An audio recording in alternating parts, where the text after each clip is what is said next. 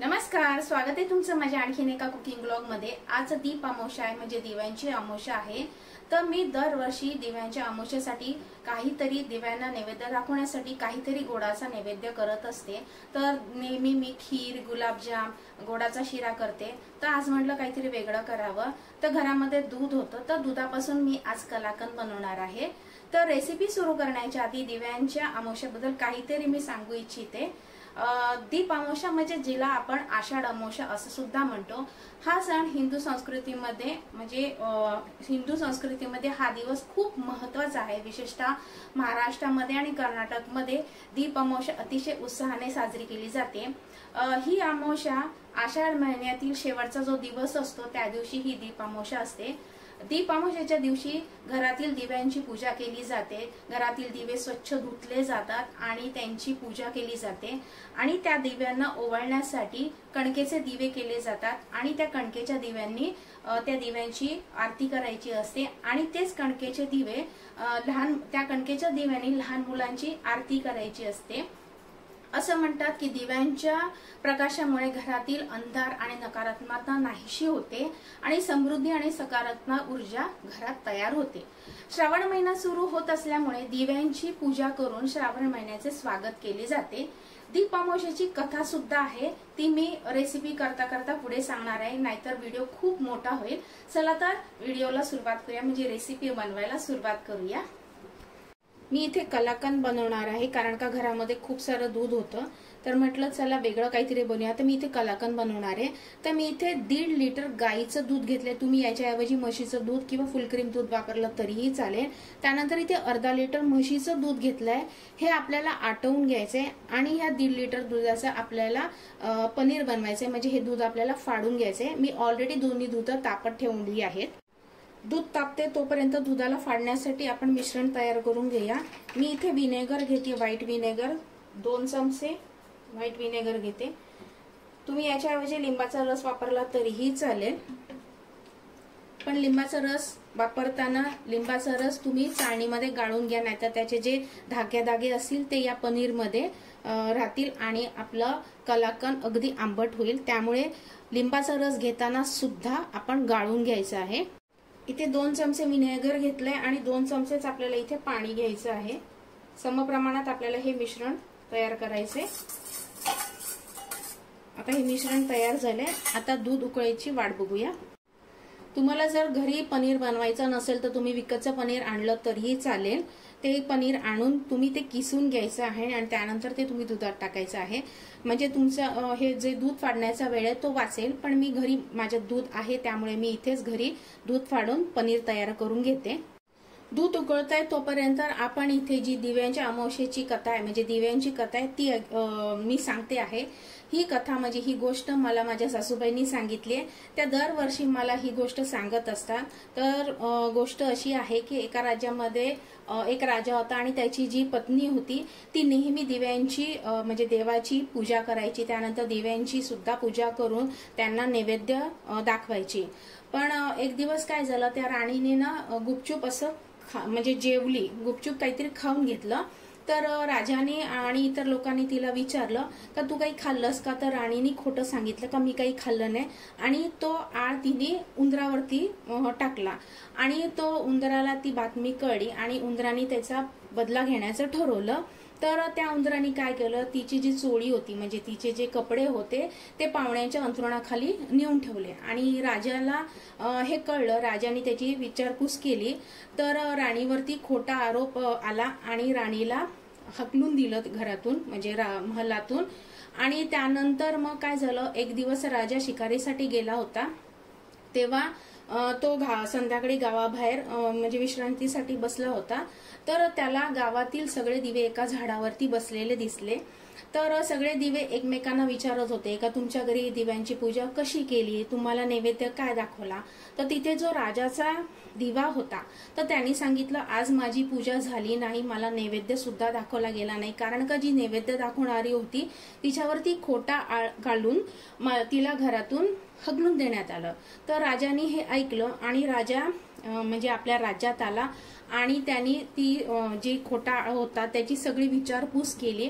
तेव्हा तिला कळलं त्याच्यामध्ये राणीचा काहीही दोष नव्हता आणि मग राजाने काय केलं, त्या राणीची क्षमा मागितली आणि त्यानंतर त्या राणीला आदरातिथ्य करून आपल्या राज्यात आणलं, म्हणजे आपल्या महालात आणलं।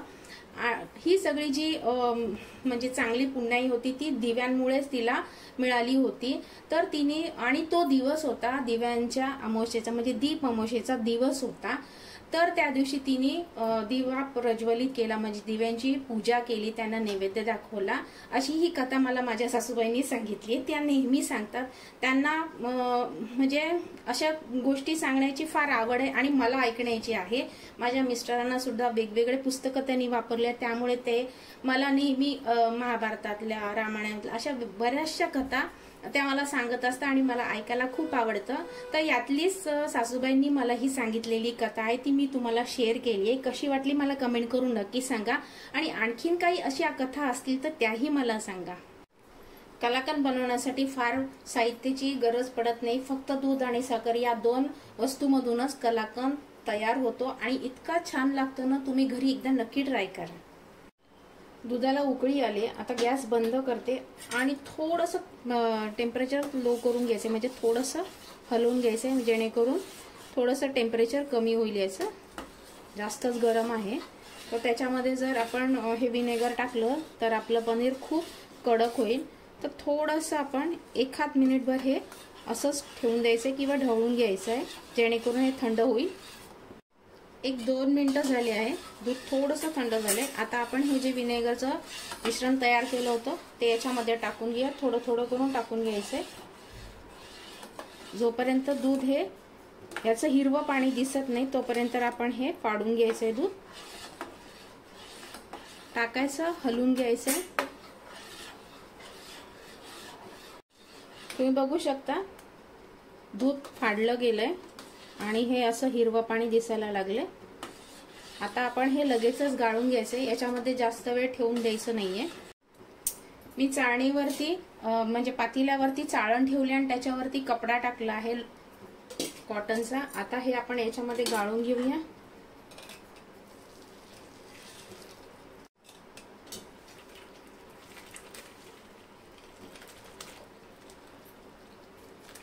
याच्यावरती लगेचच आपण थंड पाणी टाकून घ्यायचे, म्हणजे याची कुकिंग प्रोसेस थांबून जाईल आणि पनीर कडक होणार नाही। हे 2 ते 3 वेळा छान धुवून घ्यायचे, जेणेकरून याच्यातला आंबटपणा सगळा निघून जाईल, विनेगरचा वास सुद्धा निघून जाईल। लिंबाचा रस टाकला तरी असंच करायचं आहे, धुवून घ्यायचंय छान थंड पाणी टाकून। हे प्रोसेस 2 ते 3 वेळा आपण करून घ्यायची आहे। हे 2 ते 3 वेळा मी छान धुवून घेतलंय। आता हे असं घट्टसर पिळून घ्यायचंय, ह्याच्यातलं पाणी काढून टाकायचंय। थोडंसं फार पाणी राहिलं तरीही चालेल, काही हरकत नाही, पण शक्यतो जेवढं होईल तेवढं हे पाणी काढून घ्यायचंय। याच्यावरती वजन ठेवायची वगैरे काहीच गरज नाहीये, असंच हे पाणी निघून जाईल। दूध मी इथे ट्रान्सफर करून घेतलंय। हे 2 कप दूध होतं, म्हणजे अर्धा लिटर दूध होतं, त्याचं आपल्याला 1 कप करून घ्यायचंय। तोपर्यंत आपल्याला हे आटून घ्यायचंय। मी याच्यामध्ये साखर आत्ताच टाकतेय, कारण का पनीर टाकल्यानंतर साखर टाकले तर पनीर म्हणजे जे कलाकंद मध्ये साखरेचे दाणे तसेच राहतील। तर आत्ताच याच्यामध्ये थोडी थोडी करून साखर टाकून घ्यायचे, सगळीच एकदम नाही टाकायची। साखर टाकल्यानंतर दूध थोडंसं पातळ होईल, थोडी थोडी करून आपल्याला ही साखर टाकून घ्यायची। मी इथे अर्धा कप टाकते साखर। गोड तुम्ही तुमच्या आवडीनुसार कमी जास्त करू शकता, पण अर्धा कप अगदी परफेक्ट आहे मेजरमेंट। आता जे पनीर आपण बांधून ठेवलं होतं ते आता एका ताटात काढून घ्यायचे आणि छान सुट्ट करून घ्यायचे। दुधाकडे पण मध्ये मध्ये लक्ष द्यायचं, ढवळत राहायचे जोपर्यंत हे आटत नाही तोपर्यंत। आणखीन आटून घ्यायचे हे। आता हे मी पनीर ताटामध्ये काढून घेतले। आता एखाद्या पोटॅटो स्मॅशरनी हे छान मिक्स करून घ्यायचे। दूध छान आटलं गेले, 2 कपचे 1 कप झालं आहे। आता हे जे पनीर स्मॅश करून घेतलं होतं ते आता याच्यामध्ये टाकून घेऊया। पनीर दुधामध्ये शिजवणं फार महत्त्वाचं आहे, जेणेकरूनच या कलाकंदला स्वाद येईल। त्यामुळे दुधामध्येच हे छान शिजवून घ्यायचे, दूध आटून घ्यायचं आणि त्यानंतर हे आपल्याला छान शिजवून घ्यायचे। हे थोडंसं मऊसरच असतं, अगदी घट्ट असं कडक अशी ही बर्फी नसते, म्हणजे कलाकंद घट्ट असं नसतो, अगदी थोडासा सॉफ्टच असतो। आता हे मीडियम फ्लेम वरती आपण छान शिजवून घ्यायचे। मी याच्यामध्ये थोडेसे काजू आणि पिस्ताचे तुकडे घालते। हे पूर्णतः ऑप्शनल आहे, नाही टाकलं तरी चालेल, पण छान लागतं याच्यामध्ये कलाकंद मध्ये। मला आवडतं म्हणून मी टाकते, तुम्हाला नसेल आवडत नाही टाकलं तरीही चालेल। आता हे छान मीडियम फ्लेम वर आपण शिजवून घ्यायचंय। ह्यातला ओलसरपणा पूर्ण गेला पाहिजे, म्हणजे ह्यातलं दूध पूर्ण निघून गेलं पाहिजे, तोपर्यंत आपण हे छान शिजवून घ्यायचं आहे। मी याच्यामध्ये थोडासा केसर टाकते, केसर टाकणं ऑप्शनल आहे। जर तुम्हाला पांढरा कलाकंद हवा असेल तर केसर नका टाकू, कारण का केसरचा रंग ह्याच्यामध्ये उतरेल, पण मला थोडासा केसरचा रंग याच्यामध्ये हवा आहे म्हणून मी केसर टाकते। केसर टाकणं पूर्ण ऑप्शनल आहे। आता जोपर्यंत हे पॅन सोडत नाही, म्हणजे दूध पूर्ण आटत नाही, तोपर्यंत हे आपण छान शिजवून घ्यायचं आहे। इतपतच आपल्याला हे शिजवून घ्यायचे, थोडासा ओलसरपणा हवा आहे त्याच्यामध्ये। आता याच्यामध्ये एक पाव ते अर्धा चमचा मी याच्यामध्ये वेलची पूड टाकते फ्लेवरसाठी। तुम्हाला नको हवे असल्यास नाही टाकलं तरी चालेल, असा सुद्धा कलाकंद खूप छान लागतो। आता मिक्स करायचे आणि ज्या भांड्यामध्ये, ताटामध्ये किंवा कंटेनरमध्ये तुम्हाला सेट करायचे त्याला तूप लावून घ्यायचे। मी याला बटर पेपर आणि तूप लावले, म्हणजे काढायला सोपं पडेल। आता आपण याच्यामध्ये काढून घेऊया, गरम गरम असतानाच काढून घ्यायचे, म्हणजे सेट करायला बरं पडेल।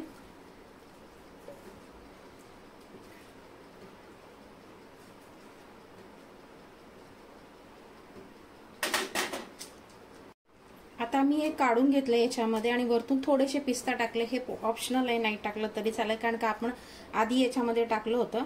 आता हे रूम टेम्परेचर वरती थंड करून घ्यायचे, अर्धा ते 1 तास, त्यानंतर फ्रीज मध्ये ठेवून द्यायचे। आता हे मी रूम टेम्परेचर वरती थंड करून घेते आणि त्यानंतर मी फ्रीज मध्ये ठेवते। मी कलाकंद रूम टेम्परेचर वरती अर्धा तास सेट करून घेतलं, म्हणजे थंड करून घेतलं आणि त्यानंतर फ्रीज मध्ये अर्धा तास ठेवलं। छान पद्धतीने सेट झाले, तुम्ही बघू शकता किती सुंदर दिसत आहे। मी वरतून चांदीचा वर्क लावलाय। हा टोटली ऑप्शनल आहे, नाही लावलं तरी चालेल, पण मार्केटमध्ये असं चांदीचं वर्क वगैरे लावलेलं असतं म्हणून मी लावलं, दिसायला खूप छान दिसतं। आता हे काढून घेऊया, बटर पेपरमुळे हे लगेचच आपल्याला काढता येतं। आता कट करून घेऊया, कितपत आकाराच्या हव्या त्या अंदाजाने तुम्ही कट करून घेऊ शकता। मी कट करून अशा पद्धतीने काढून घेतलंय, बघू शकता किती सुरेख दिसत आहे। अगदी मार्केटमधून आणतो मिठाईवाल्याकडनं, त्याच पद्धतीचं आपलं कलाकंद बनवून तयार आहे। हे तुम्हाला एक तोडून सुद्धा दाखवते, किती दाणेदार झालं आहे आणि लगेच तुटलं सुद्धा जातं। अगदी ज्युसी आहे, पण अगदी कडक झालेलं नाहीये। कलाकंद बनवून तयार आहे, खूप सुरेख दिसतं, अगदी मार्केटमध्ये विकत मिळतं त्याच पद्धतीचं हे तयार झालं आहे।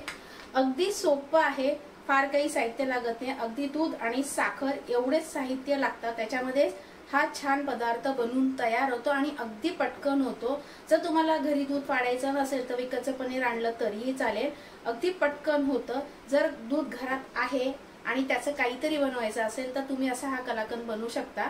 मी गाईचं दूध वापरलं, तुम्ही याच्याऐवजी म्हशीचं दूध वापरलं तरीही चालेल, म्हशीच्या दुधाने पण खूप छान होतं। तर कसा वाटला आजचा ब्लॉग कमेंट करून नक्की सांगा, आणि मी जी तुम्हाला दिव्यांच्या अमावस्येची जी कथा म्हणजे गोष्ट सांगितली आहे ती कशी वाटली तेही कमेंट करून नक्की सांगा।